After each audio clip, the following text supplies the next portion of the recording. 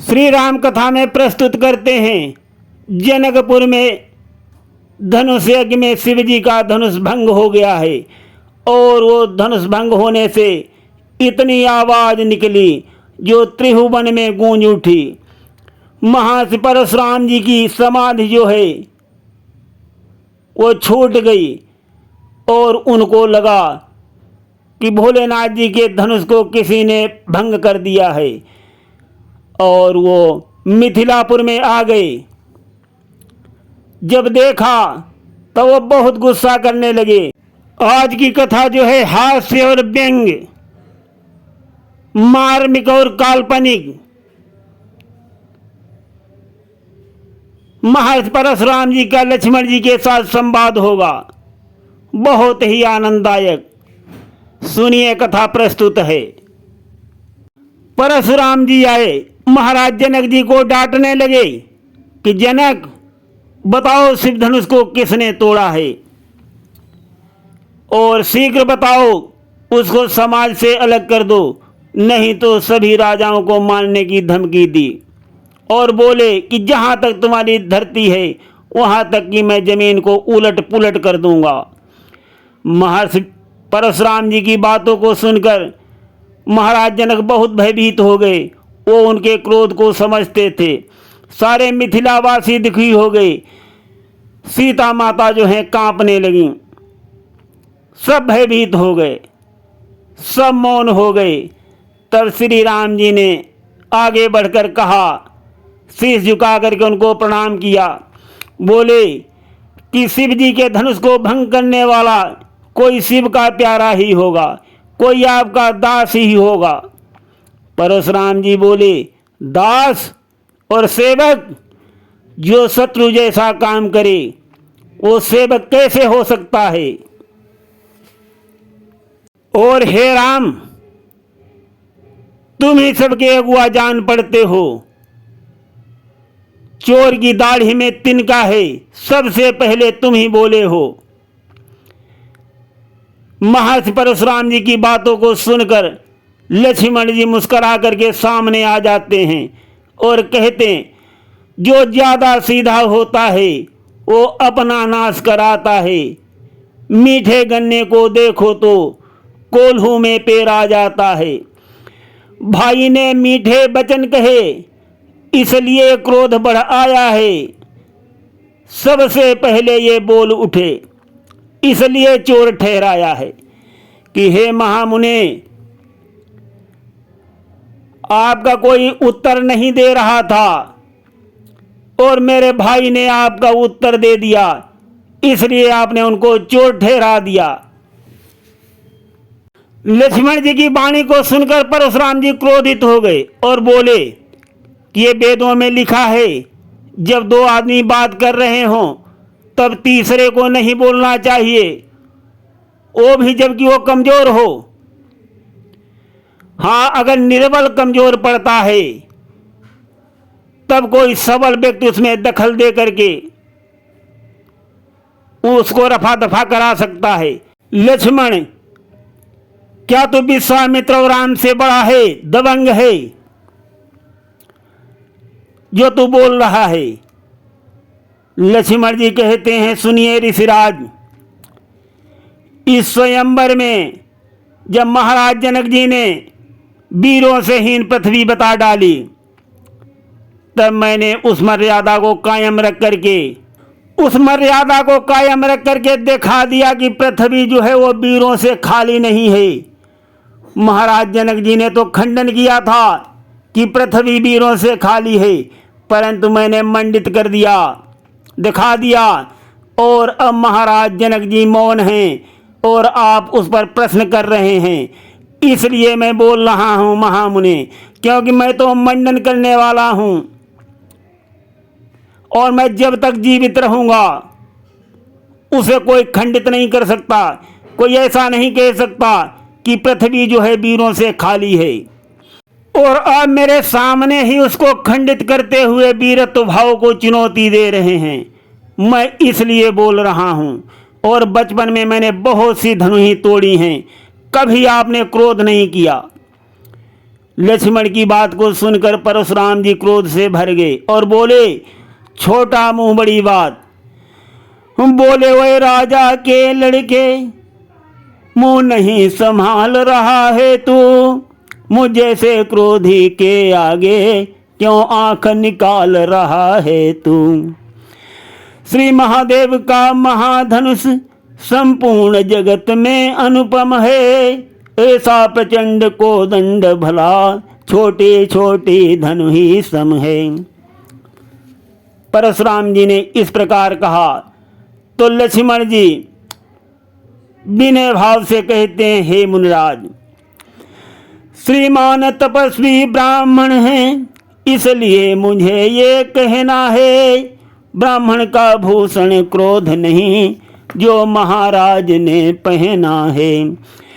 ये गहना है रजपूतों का जो पहना जाता है रण में, अपराध क्षमा हो महामुने, चाहिए शांति ब्राह्मण में।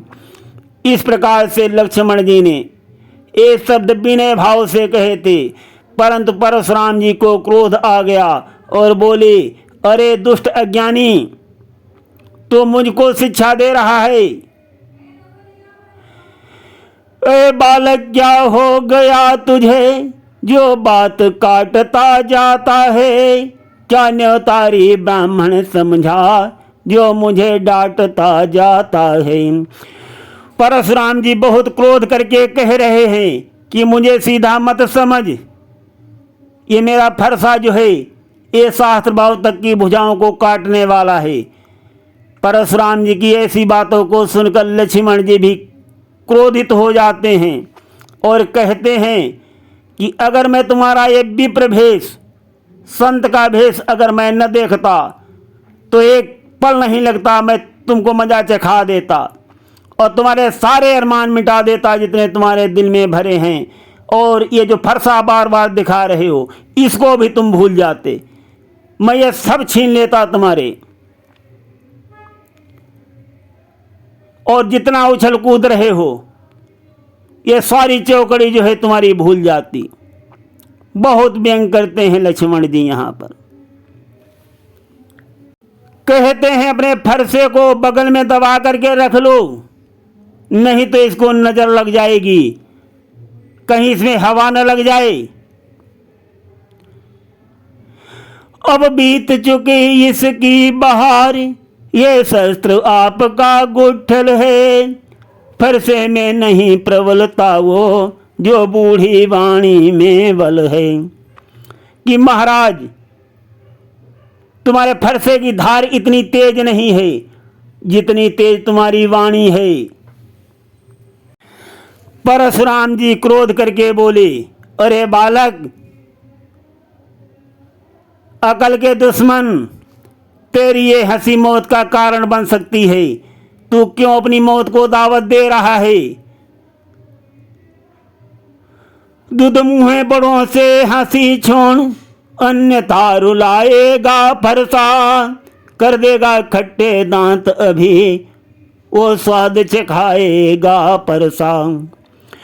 तू बच्चा है बच्चा ही रहे, क्यों मेरे कर से मरता है, मुझे से क्रोधी के आगे किस कारण बचपन करता है। ये बातें सुनकर लक्ष्मण जी मुस्कुराते हैं और हंसते हुए कहते हैं, श्री महाराज हम बच्चे हैं, बच्चे ही बचपन करते हैं, पर तुम्हें नहीं शोभा देता जो बच्चों के मुंह लगते हैं। मेरे मुंह में वो दूध नहीं जो तुलसी से बल खा जाए, डर है परसों की लपटों से अत्यधिक उबालन आ जाए। परशुराम जी लक्ष्मण जी को डांटते हुए कहते हैं कि नीच बालक, क्यों बुलाता मौत अपनी आज मेरे हाथ से, लौट जा घर को अभी समझा रहा हूं बात से। क्यों काल को देता निमंत्रण, बहक कर उन्माद में, प्राण खो बैठेगा तू इस व्यर्थ की बकवाद में। परशुराम जी अपने फरसे को हवा में लहराते हुए कहते हैं कि मैं सहस्त्रबाहु की भांति तुमको मार दूंगा, मेरे सन्मुख से हट जाओ, कहीं कोई ले जाओ, इसको छिपा दो मेरे सामने से। ये बात को सुनकर भगवान श्री राम जी आ जाते हैं, शीश झुका करके बहुत विनम्र वाणी बोलते हैं, भगवान बच्चों की बोली में अनुचित या उचित न रहता है, वो तो गंगा की धारा है, जो कुछ आए सो बहता है। ब्राह्मण की भांति आप आते तो सह लेता ये लाते भी, वीरों का भेष देख कर ही इसने की इतनी बातें भी। जो दंड आप देना चाहें उसका अधिकारी तो मैं हूँ, ये सब प्रकार निर्दोषी है, सच्चा अपराधी तो मैं हूँ। श्री राम जी की शीतल और मधुर वाणी को सुनकर परशुराम जी नहीं पसीजे, और वो क्या कह रहे हैं, वो गर्म और अति नर्म है तो क्या कुटिल नीति है दोनों की, क्यों विश्वामित्र देखते हो चालाकी अपने चेलों की। छोटा भाई तो बार बार अंगारे मुझ पर फेंक रहा, ये मीठी मीठी बातों से चोटों को मेरी सेक रहा। महामुनि विश्वामित्र जी आके आकर कहते हैं कि हे मुनिराज क्षमा करें, अभी दोनों नादान हैं, दोनों बालक हैं। विश्वामित्र जी की बातों को सुनकर परशुराम जी कहते हैं, अच्छा ठीक है, तुम्हारे कहने से मैं क्षमा कर देता हूँ, और मैंने जितना अब तक क्रोध किया है उसको मैं वापस लिए लेता हूँ। यह बात को सुनकर के लक्ष्मण जी मुस्करा करके हंसने लगे कि वाह क्या बात है महाराज, क्रोध भी आप वापस ले लेते हो, कहाँ रखोगे? अरे इसको त्याग दो, इसको साथ में रखोगे तो आपका बोझ बन जाएगा, क्रोध भी आप रख लेते हो वापिस, ये तो सत्यानाश की जड़ है। मुनिराज इसे हमेशा हमेशा के लिए त्याग देना ही आपके लिए बेहतर होगा। लक्ष्मण जी का ये उपहास भरा वचन सुनकर के परशुराम जी फिर से क्रोधित हो गए और बोले, दुष्ट बालक, क्या तू मेरे स्वभाव को नहीं जानता है? जो पितु के ऋण से मुक्त हुआ, जो माता का बलिदाता है, गुरु के ऋण के कारण वही हाथ फिर एक बार उठ जाता है।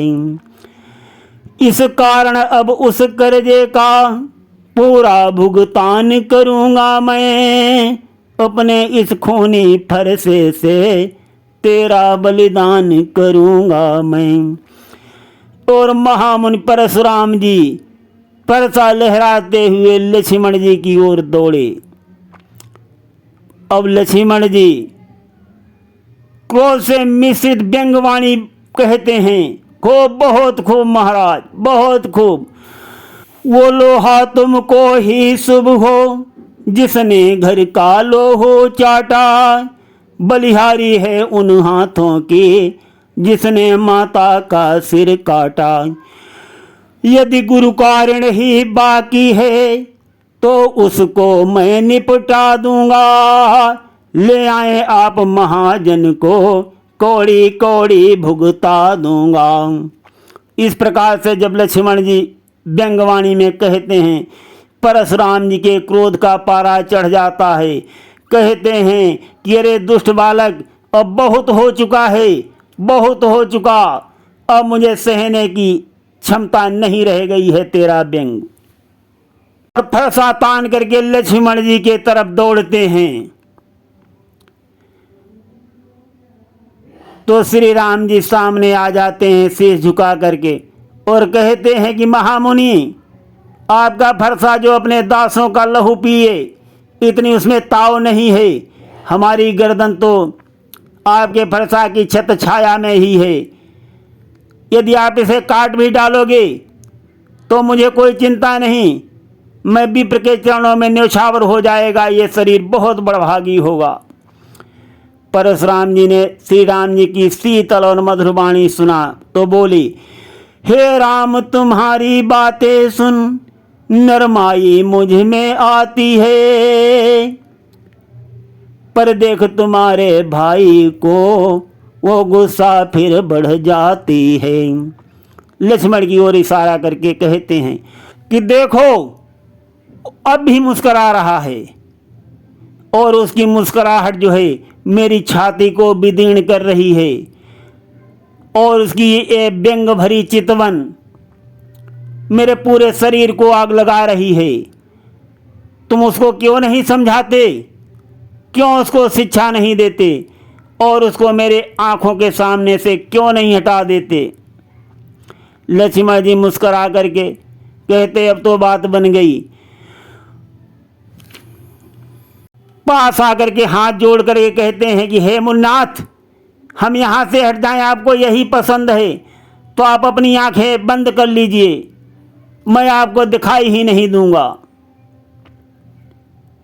फिर आगे थोड़ा व्यंग भी कर देते हैं, आंखों से आंखें डरती हो तो आंखें मूंद चले जाओ, छाती विदीर्ण यदि होती हो छाती पर हाथ मले जाओ।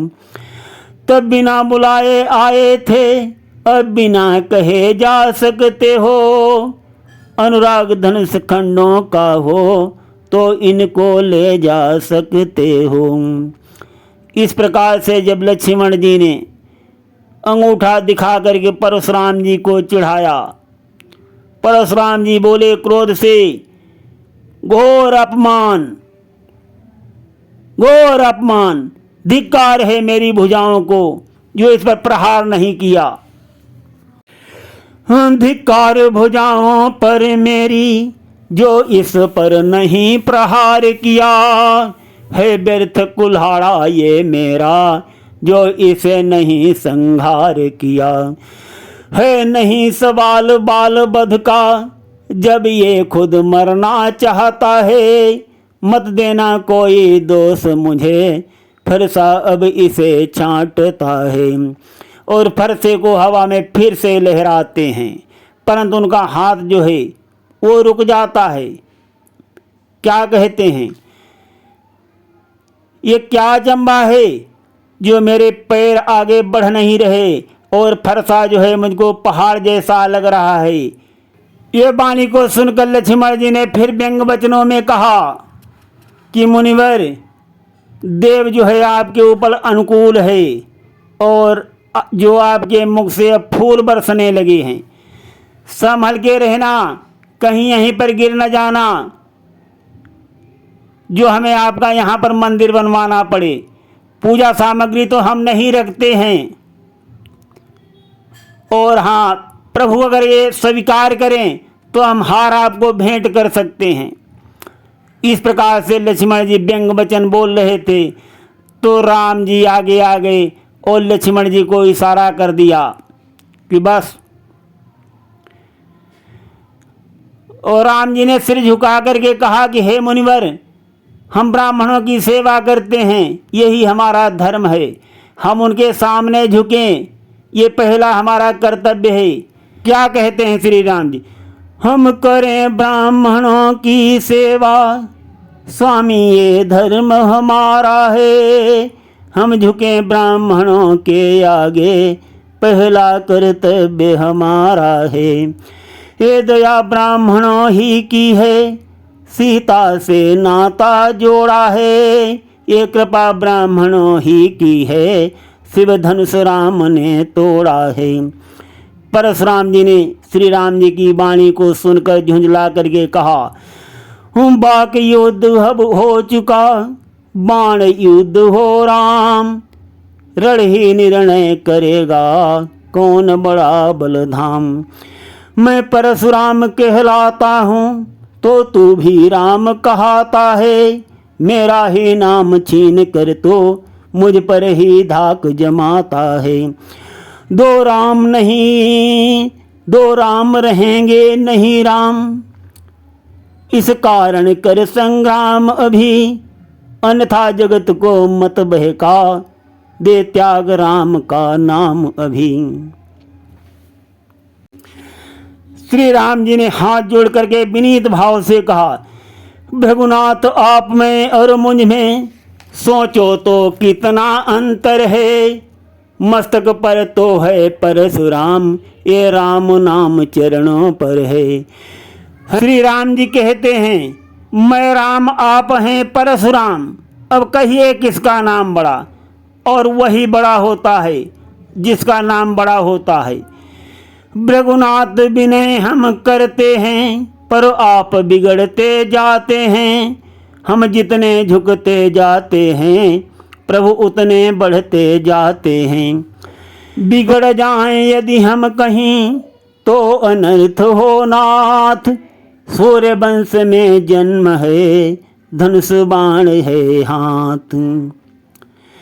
अभिमान प्रशंसा रोष नहीं, अपना स्वभाव कहते हैं हम। अत्यधिक छेड़ता है कोई, तो मौन नहीं रहते हैं हम। रघुकुल का रक्त चुनौती पर रण मध्य खोलने लगता है। फिर महाकाल भी सन्मुख हो, फिर पीछे कदम न पड़ता है। इसलिए न फरसा दिखलाएं, उससे हम कभी न डरते हैं। हाँ एक शस्त्र द्विजवर पर है, जिसका हम आदर करते हैं। कहिए बतला दें वो क्या है, जिसका हमको अब भी डर है। दिव्या देखिए नीचे को, ये उन चरणों की ठोकर है। भगवान श्री राम जी के गूढ़ वचनों को सुन करके परशुराम जी की नेत्र खुल गए उनके नेत्र। सोचने लगे, एक भाई तो है वो ज्वाला की भांति आग उगलता है, तो दूसरा भाई उस पर जल छिड़क देता है। इन बालकों का इतना साहस है, इनके अंदर शिव धनुष को भंग करने की अपार शक्ति है। अब परशुराम का क्रोध जो है स्नेह में बदलने लगा। सोचने लगे कहीं अवतार तो नहीं हो गया। भगवान का त्रेता युग में अवतार होने वाला था। सोच रहे हैं कि यहां पर शंका समाधान कर ही लूं। उनको याद आ गया, राम को अपना धनुष बाण देते हुए बोले, मैं तुम्हारी वीरता का अनुमान चाहता हूं और इस चाप को चढ़ा दीजिए। वास्तव में तुम राम हो तो मेरा संदेह मिटा दो। राम रमापति का धनुष खींचो और चढ़ाओ। वास्तव में तुम राम हो तो संदेह मिटाओ। राम रमापति कर धनु ले हो, खींचो चाप मिटे संदेहो। छुअत चाप आप ही चढ़ी गयो, परशुराम मन विस्मय भयो। जैसे ही श्री राम जी के हाथ में बाण पहुंचा, वो चढ़ गया। परशुराम जी चकित रह गए और उन्होंने भगवान के चरणों में शीश झुका दिया और जय जयकार चिल्लाने लगे। राम जी बोले, हे मुनिराज बताइए। परशुराम जी कहने लगे, मैंने आपका वास्तविक रूप पहचान लिया है। राम जी कहने लगे, आपने हमें तो पहचान लिया है, परंतु ये बाण जो चढ़ गया है, इसका अब हम क्या करें? ये बाण अकारथ नहीं जा सकता, कहाँ छोड़े मुनिराज इसको?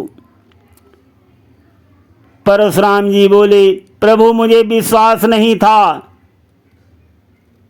कि भगवान राम इतना रौद्र रूप धारण कर लेंगे। श्री राम जी बोले, आप महाज्ञानी हैं, अपने तपोबल द्वारा बताएं कि इस बाण का क्या किया जाए। परशुराम जी बोले, प्रभु इसे तपोवन की ओर ही छोड़ दीजिए। प्रभु ये सेवक वहीं तपस्या करता है, हमारा घमंड जो है वो चूर चूर हो जाए। श्री राम जी बाण को छोड़ देते हैं। परशुराम जी चरणों में गिर करके अपने कठोर वचनों की और भूल के लिए बहुत क्षमा मांगते हैं और भगवान का नाम लेते हुए, राम राम करते हुए वो वहाँ से प्रस्थान कर देते हैं। कही जय जय जय रघुकुल के तू, रघुपति गए बनहि तप हेतु। तो यहाँ पर हम श्री लक्ष्मण जी और परशुराम जी के संवाद को विश्राम देते हैं। ये हास्य और व्यंग काल्पनिक हैं। सुनते रहिए गिरीश अध्यात्म ड्रीम में श्री राम कथा। धन्यवाद।